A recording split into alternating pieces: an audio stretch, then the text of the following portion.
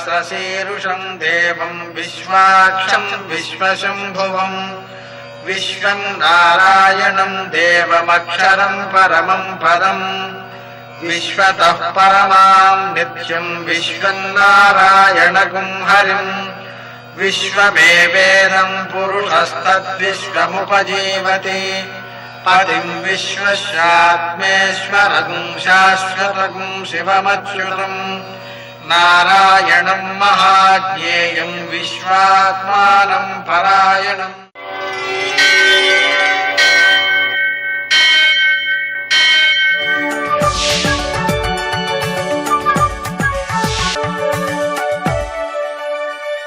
सूर्यशौर्यमथेन्दुरिन्द्रपदवी सन्मङ्गलं मङ्गलम्। పద్మావతి ప్రణయలాలితముగ్ధదేహ శ్రీ వెంకటేశరుణమోచనమస్తు మహ్యం. నేటి కాలమాన విశేషాలను గమనిద్దాం. స్వస్తి శ్రీ చాంద్రమాన దుర్ముఖనామ సంవత్సరం ఉత్తరాయణం గ్రీష్మ ఋతువు జ్యేష్ఠమాసం శుక్లపక్షం శనివారం. సూర్యోదయం 5:45 సూర్యాస్తమయం 6:48. తిథి త్రయోదశి మధ్యాహ్నం 2 గంటల వరకు. నక్షత్రం అనురాధ తెల్లవారుజామున 4:12 వరకు. వర్జం ఉదయం 6:17 నుంచి 8:02 వరకు. దుర్ముహూర్తం ఉదయం 5:46 నుంచి 7:30 వరకు. అమృతకాలం సాయంకాలం 4:45 నుంచి 6:33 వరకు. రాహుకాలం శనివారం కాబట్టి ఉదయం 9 నుంచి 10:30 వరకు. అష్టకవర్గ రీత్యా శుభప్రదమైన సమయం సాయంకాలం 5 గంటలకి.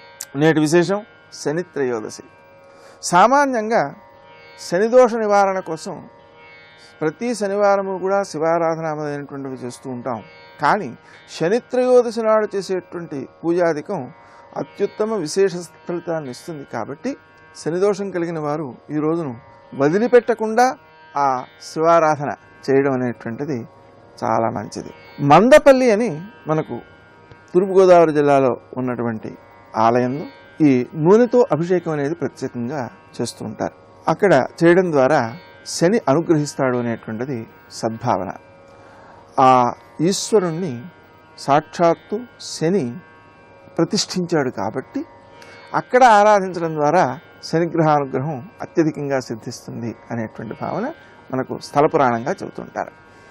ఇక ఈ శనివారం నాడు అక్కడికి వెళ్ళలేకపోయినా మన ఇంట్లోనైనా దగ్గరున్న ఆలయంలోనైనా నూనెతో అభిషేకం చేయడం, అలాగే 1 కేజీ నల్లనూలుతో శివునికి పూజ చేసి అవి ఆవులకు పెట్టడం, ఈ అభిషేకించినటువంటి నూనెను దానంగా వినియోగించడం కానీ లేదా దీపారాధనకు వినియోగించడం కానీ చేయవచ్చు.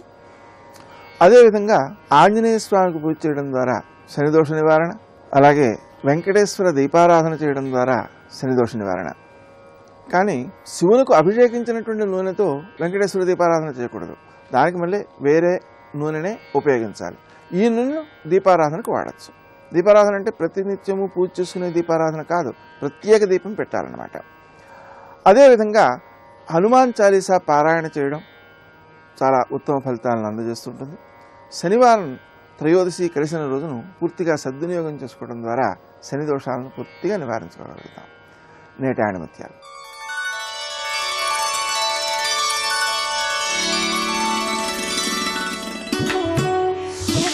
చుట్టూ ఉన్నవారు మనల్ని ప్రేమించాలంటే ముందు మనం వారిని ప్రేమించాలి.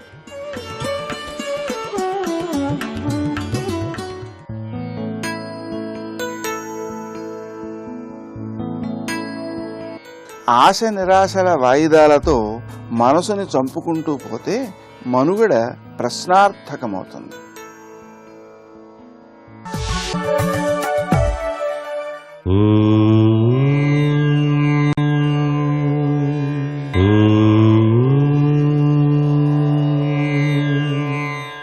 ఓం నమో నారాయణాయ. ఓం నమ శివాయ.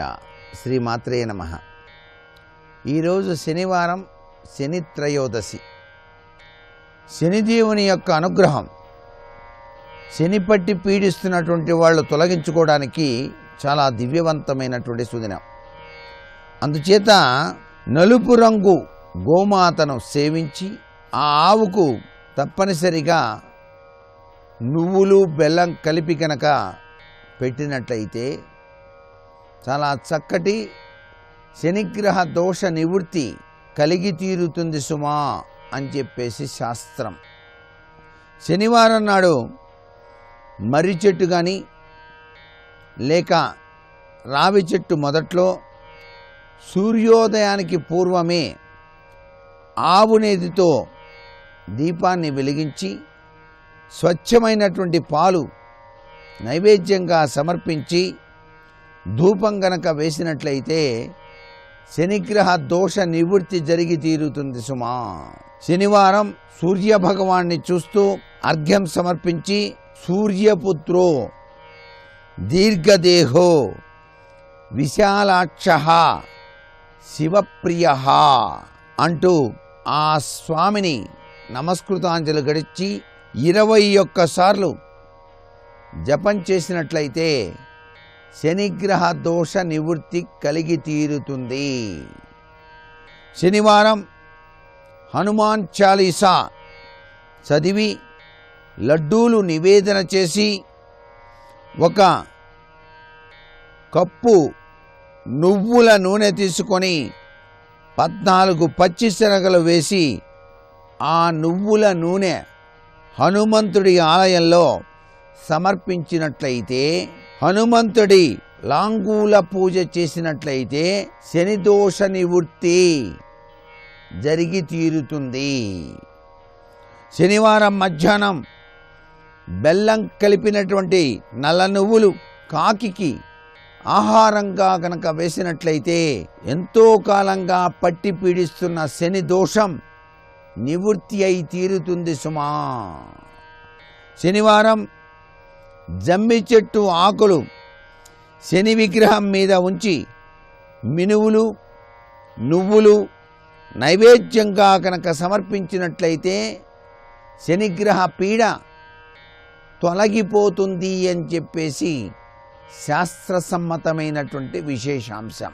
సర్వే జనా సుఖినో భవంతు.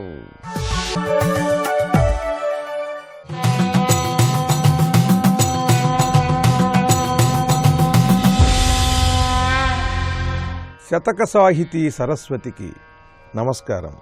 కలిగిన ధార్మికుండు తన గాదెను తీసెడునంత ప్రాణముల్ విలవిలనేగులేమిని తపించెడు పేదకు భక్త చిత్తముల్ తెలిసిన దైవమే కనుల తేరియు చూడకయున్న మానవుల్ పలుకగ నేర్తురే పొగరు పట్టి ధనంబున పద్మబాంధవా.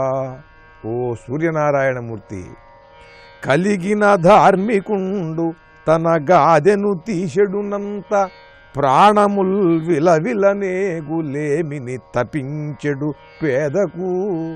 ఓ సూర్యనారాయణమూర్తి, ధార్మికమైన లక్షణములు కలిగిన ధనవంతుడు ఆ పురి విప్పి దానిలో ఉన్న ధాన్యాన్ని తీసి పేదవాడికి ఇచ్చే లోపున ఈ సమయంలోనే ప్రాణముల్ విలవిలనేగులేమిని తపించెడు పేదకు.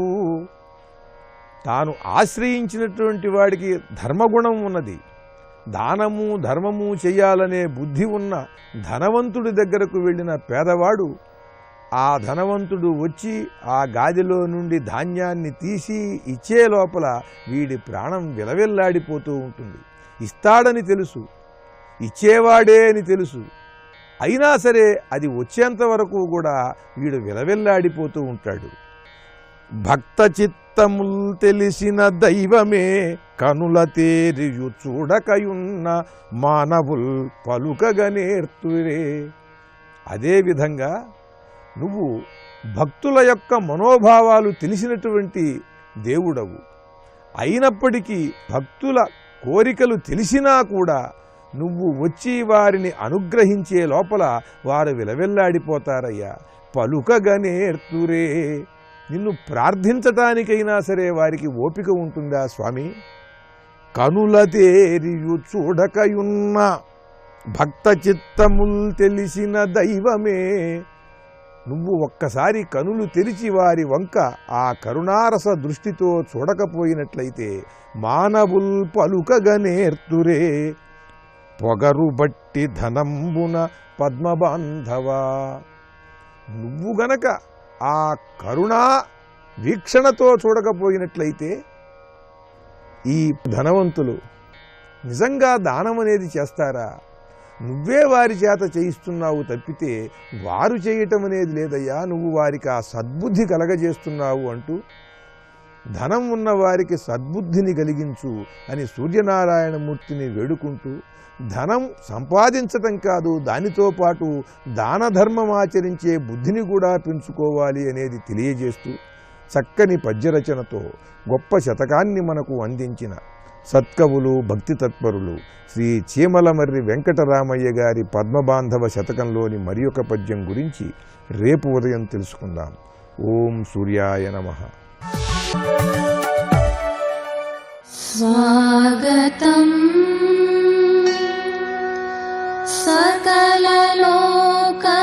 సకలలోకనుతాయై స్వాగతం భువనరాజమహిష్యై. ఆపదామపహరంతు తతిమ్నః సంపదామపి దిశంతు సమృద్ధిం దంతకుందరుచి దత్తబలాని వ్యోమకేశ సుదృశోహసితాని. శివాయ గురవే నమః. శ్రీమాత్రే నమః. శ్రీ విష్ణురూపాయ నమః శివాయ. శ్రీ ఉమాయై నమః. మహిమాన్వితమైన 36వ స్తబకంలో అమ్మవారు రక్షించాలి, పవిత్రుణ్ణి చేయాలి, దురితాల్ని పోగొట్టాలి, దుఃఖాల్ని తొలగించాలి, ఇలాంటి భావాలతో ఒక్కొక్క శ్లోకం చూపిస్తున్నారు. ఈ శ్లోకములన్నీ వేటికవే విడివిడిగా ఒక శరణాగతిని చెప్తున్నాయి. అన్నీ కలిపి మంత్రరాశిగా భావించాలి, వేటికవే ఒక్కొక్క మంత్రంగా కూడా తెలుసుకోవాలి. అలాంటి శ్లోకాల్లో 10వ శ్లోకం వద్ద ఉన్నాం. పుణ్యనామ సంహతి పురారి చిత్తమోహిని పుష్పబాణ చాపచారు జిల్లికాఖిలంబిక పుణ్యవైరి పుష్ట దుష్ట దైత్య వంశనాశిని పుత్రకశ్చ రక్షణం పురాతని కరోతుమే. పుణ్యనామ సంహతి అంటే పవిత్రమైన నామముల గుంపు కల తల్లి.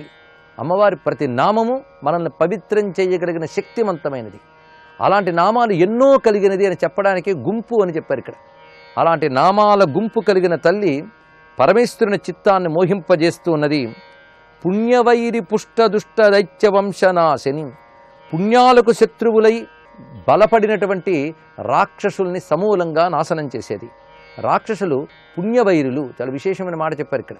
అంటే పవిత్రమైన వాటికి శత్రువులు వారు. ఏవి ధర్మమో, ఏది మనల్ని తరింపజేస్తుందో అవంటే వాళ్ళకి పడవు. అందుకే పాప సంస్కారములు కలిగిన వారు వాళ్ళే రాక్షసులు. అంటే రాక్షసులకు పాప సంస్కారాలు ఉన్నాయని చెప్పడం కాదు, పాప సంస్కారాలు ఉన్నవారే రాక్షసులని చెప్పడం ఇక్కడ దీనిలో ఉన్న ఉద్దేశం. అలాంటి వారిని సంహరించి ధర్మాన్ని రక్షించే తల్లి రమ్యమైన కనుబొమలతో భాసిస్తున్నది. అది మన్మథుని యొక్క ధనువు వలె ఉన్నటువంటి కనుబొమలతో ఉన్న తల్లి. పుత్రకశ్చ రక్షణం, ఆమె పుత్రుణ్ణైన నన్ను కాపాడుగాక అని చెప్తున్నారు ఇక్కడ. ఆశ్రయించిన ప్రతిభక్తుడు పుత్రభావంతోనే ఆశ్రయించాలి. గణపతిని ఎలాగో ఆశ్రయించారు, భక్తులందరూ జగన్మాతకి పుత్రభావంతోనే కొలుచుకుంటారు గనక అలాంటి విశేషాన్ని చెప్తున్నారు ఇక్కడ. క్షామ మధ్యమస్థలీ సుధా ఘటో మమస్తని కృష్ణ సారలోచన కుముద్వతి ప్రియానన భ్రూవిలాస ధూత ధైర్య కాంచనాద్రి కర్ముక కాచి దిక్షుకర్ముకశ్చ జీవిక జయిత్యుమా. ఇక్షుకర్ముకశ్చ జీవిక అంటే మన్మథుడికి జీవనోపాయమైన ఉమాదేవి నన్ను అనుగ్రహించుగాక అని దీని యొక్క భావం. ఇక్షుకార్ముకుడు అంటే చెరకు విల్లుని ధనస్సుగా కలిగినటువంటి వాడు. ఆయన యొక్క జీవిక అంటే జీవనోపాయ రూపిణి. ఈ చెప్పడంలో అనేక భావాలున్నాయి. మన్మథుడు అమ్మవారి వల్ల బతికాడు. శివుడి కంటి మంటల్లో కాలిపోయిన మన్మథుడికి అమ్మవారి శరీరాన్ని ఇచ్చారు తిరిగి. అందుకే అనంగజనకాపంగ వీక్షణ అనేటువంటి మాట ఉన్నది మనకి. హరనేత్రాగ్ని సందగ్ధ కామ సంజీవనౌషధి. అలాగ మన్మథుడికి బ్రతుకునిచ్చినటువంటి తల్లి, ఇది ఒక అర్థం. అంతేకాదు మన్మథుడి జీవనోపాయం ఏమిటి? వాడు బ్రతుకు తీరు, బ్రతుకు తెరువు, ప్రపంచాలు అందరిని మోహింపజేయడం. ఆ మోహింపజేసే శక్తి అమ్మవారిది. ఆ శక్తి అమ్మవారు మన్మథుడికి ఇచ్చి దాని ద్వారా మోహింపజేస్తున్నారు. అందుకే అశేష జన మోహినీం అరుణమాల్య భూషాంబరం అన్నారు.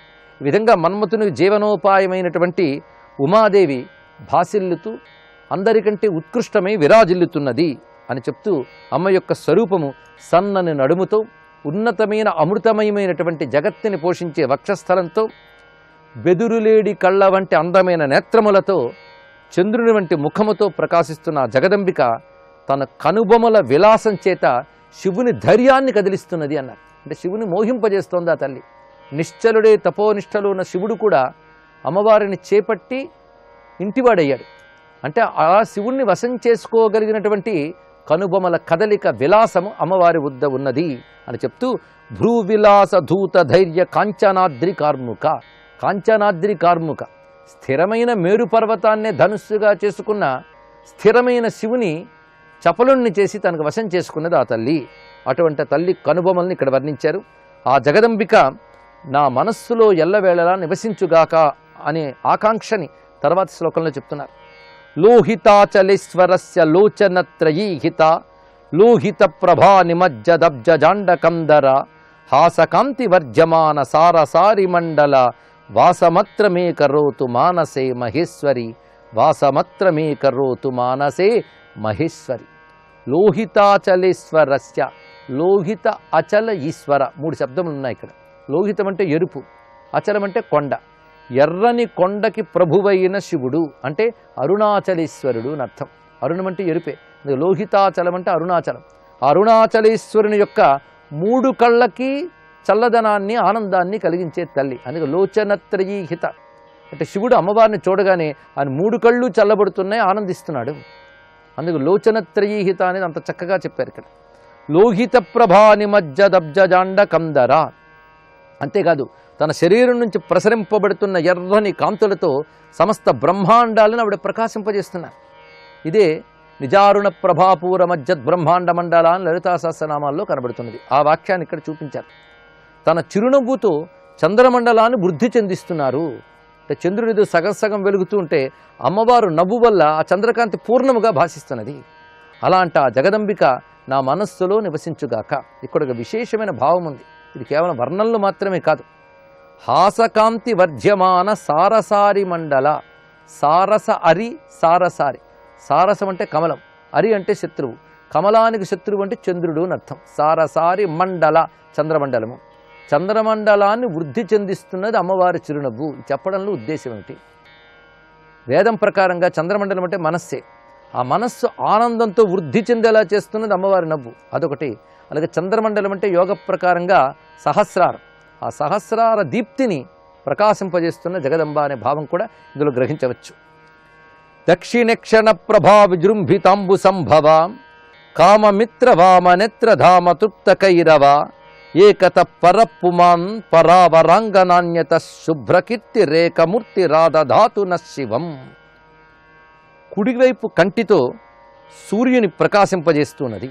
ఇది ఎంత అందంగా చెప్పారంటే దక్షిణక్షణ ప్రభ తన కుడి కంటితో పద్మాలను వికసింపజేస్తున్నది, ఎడమ కంటితో మన్మథునికి ప్రియమైనటువంటి వెలుగులను ఇస్తూ కలువల్ని వికసింపజేస్తున్నది అన్నారు. మన్మథునికి ప్రియమైనది అంటే చంద్రుడు, చంద్రుడికి కామానికి అనుబంధం ఉన్నది. అందుకే ఇక్కడ కామమిత్ర వామనేత్ర అని చెప్పడంలో అంత విశేషమైన భావం ఉన్నది. అంటే మన్మథునికి మిత్రుడైనటువంటి ఎడమ కన్ను, మన్మథ మిత్రుడు అంటే చంద్రుడు, ఆ చంద్రుని ఎడమ కన్నుగా కలిగి కలువల్ని వికసింపజేస్తున్నది. ఇటు తామరల్ని వికసింపజేస్తున్న సూర్యకాంతి కుడి కంటిలో ఉన్నది. అంటే కుడి ఎడములు సూర్యచంద్రులు నేత్రములుగా కలిగిన తల్లి అని చెప్పడంలో కుడి పరమేశ్వర స్వరూపం, అది అగ్నిమయం, అందుకే అది సూర్యనేత్రం. ఎడమవైపు సోమమయం చల్లని స్వరూపం, అమ్మవారి స్వరూపం, అందుకే అది చంద్రనేత్రం. అందుకే సూర్య చంద్ర అనగానే శివ పార్వతీ తత్వము, అది 2 నేత్రములు చెప్పడంలో ఉన్న విశేషం. అందుకే ఏకత పరపుమాన్ పర వరాంగన అన్యత, ఒకవైపు పురుషుడు మరొక వైపు స్త్రీ కలిగినటువంటి ఏకమూర్తిగా ఉన్న అమ్మ మాకు శుభం కలిగించుగాక అంటే అర్ధనారీశ్వర స్వరూపాన్ని ఇందులో భావన చేశారు. సూర్యచంద్రులు కలిపి మనల్ని అనుగ్రహిస్తున్నారు. ఒకరు కమలాలను వికసింపజేస్తే ఇంకొకరు కలువల్ని వికసింపజేస్తున్నారు అని చెప్పడంలో ఇడాపింగళ నాడులని ఇక్కడ ప్రస్తావన చేశారు. ఆ నాడీ మండలముల్ని భాషింపజేసేటువంటి ఈశ్వర చైతన్యాన్ని స్తుతిస్తూ ఉన్నారు. శుంభదైత్యమారిణి సుపర్వహర్షకారిణి శంభు చిత్తహారిణి మునీంద్ర చిత్తచారిణి కామితార్థదాయిని కరిప్రకాండగామిని వీతకల్కమాదధాతు విఘ్నరాజమంబిక. శుంభరాక్షసుని సంహరించినది, సుపర్వహర్షకారిణి దేవతలకు ఆనందాన్ని కలిగించినది, శంభుని మనస్సును హరించినది, మునీంద్రుడి చిత్రంలో చరించున్నది అయినటువంటి ఆ జగదంబిక భక్తుల అభీష్టములను నెరవేర్చుతూ గజగమనము వంటి అందమైన గమనంతో ఉన్న తల్లి పుత్రుడైన విఘ్నరాజుని స్వరూపమైన నాకు శుద్ధతని ప్రసాదించుగాక అని ప్రార్థిస్తూ తర్వాతి శ్లోకంలో దేవతా సపత్న వంశకాననానలచ్చట వారణారి సార్వభౌమ వాహన ఘనాలక నంది వాహనస్య కాపి నేత్రనందిని సుధా నేత్రలాంఛితాలికా సుతం పునాతు కాళిక. కాళిక తన పుత్రుణ్ణైన నన్ను కాపాడుగాక. నేత్రలాంఛిత అలిక, అలిక అంటే నుదురు, నుదుటిపై నేత్రాన్ని కలిగినటువంటి త్రినేత్రధారిణైన అమ్మవారు దేవశత్రువులైన రాక్షసులనే అరణ్యాల్ని దగ్ధం చేసే దావాగ్ని సింహవాహనంతో ప్రకాశిస్తున్నది. నందివాహనుని ఆనందింపజేసేటువంటి తల్లి అంటే నందివాహన్ని కన్నులకు ఆనందిస్తున్నది ఇక్కడ అంటే శివపత్ని అని చెప్పడం. ఇది మహిషాసురమర్దిని స్వరూపాన్ని భావిస్తున్నారు. ఆ స్వరూపము పుత్రుడినైన నన్ను కాపాడుగాక అని నమస్కరిస్తూ సర్వం శ్రీ దుర్గా చరణారవిందార్పణమస్తు.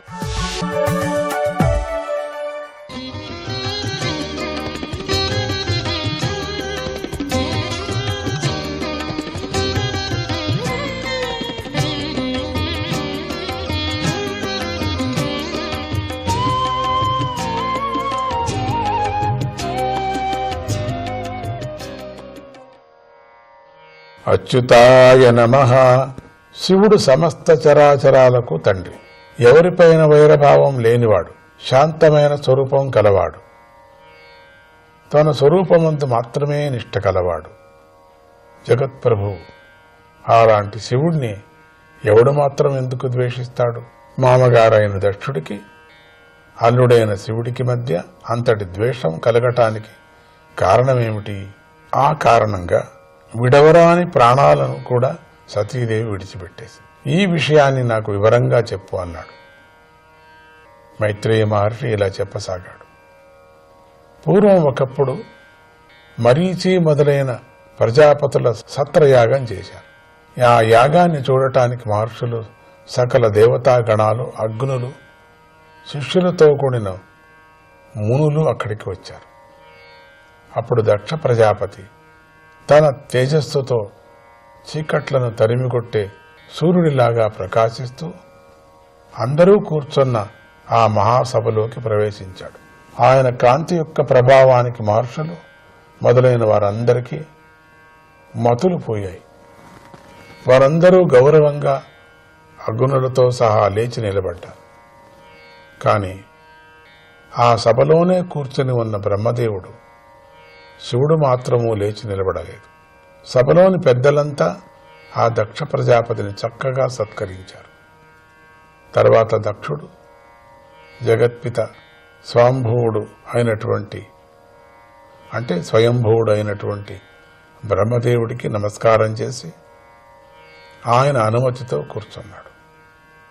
తర్వాత దక్షుడు తనకంటే ముందే కూర్చొని ఉన్నటువంటి, తాను వచ్చినా లేచి నిలబడని శివుణ్ణి చూశాడు. శివుడు తనను అవమానిస్తున్నాడని భావించాడు. దక్షుడు మహోగ్రుడయ్యాడు. నిప్పులు కక్కే కళ్లతో దహించేవాడిలాగా శివుడి ముఖాన్ని వంకరంగా చూస్తూ ఇలా అన్నాడు. దేవతలలోనూ అగ్నులతోనూ కూడి ఉన్నటువంటి ఓ బ్రహ్మఋషులారా, మీరందరూ వినండి.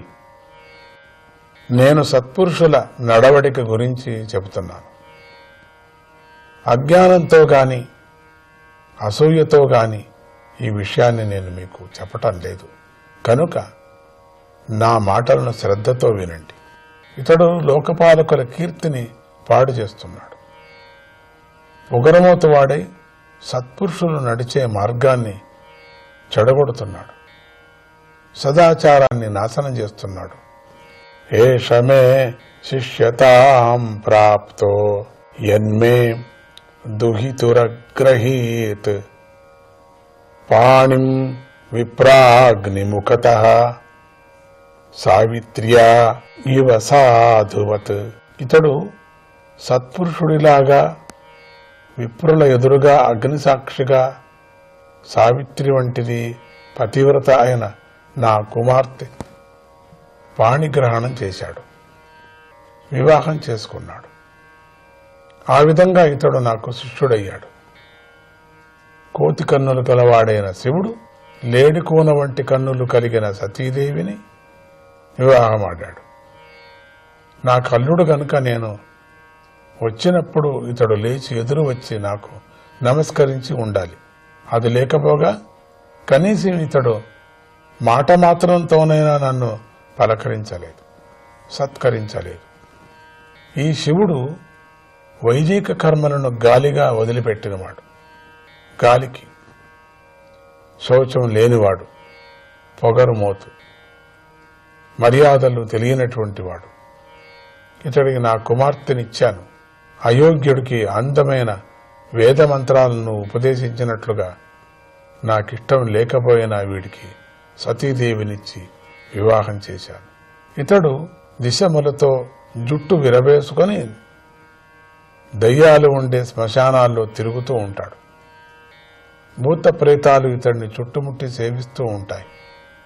ఇంతేకాకుండా ఇతడు పిచ్చివాడిలాగా ఒకసారి నవ్వుతూ మరొకసారి ఏడుస్తూ తిరుగుతూ ఉంటాడు. ఇతడు కాలిన శవాల మీద ఉన్నటువంటి బూడిదను తీసుకొని ఒళ్ళంతా పూసుకుంటాడు. మరణించిన వారి కపాలాలను మాలగా ధరిస్తాడు, ఎముకలను ఆభరణాలుగా ధరిస్తాడు.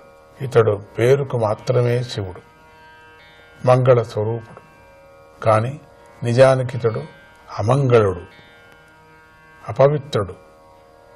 ఇతడు మిత్రులు కూడా ఇతడిలాగే పొగరుమోతులు, మదించినవారు.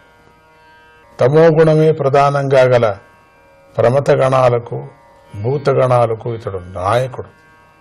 అయ్యో, బ్రహ్మదేవుడి మాట విని నేనెంత పనిచేశాను. శౌచం లేనివాడు, ఉన్మాదులైన భూతగణాలకు అధ్యక్షుడు, దుర్బుద్ధి గలవాడైన ఈ శివుడికి సాధ్వి అయిన సతీదేవినిచ్చి వివాహం చేశాను అంటూ ఆ దక్షుడు కైలాసవాసి అయిన శివుణ్ణి అనేక విధాలుగా నిందించాడు. అయినా కూడా శివుడు ఏమాత్రమూ చలించలేదు. దక్షుడి పట్ల ఏ కొంచెమూ విరోధం లేకుండా కూర్చున్నాడు.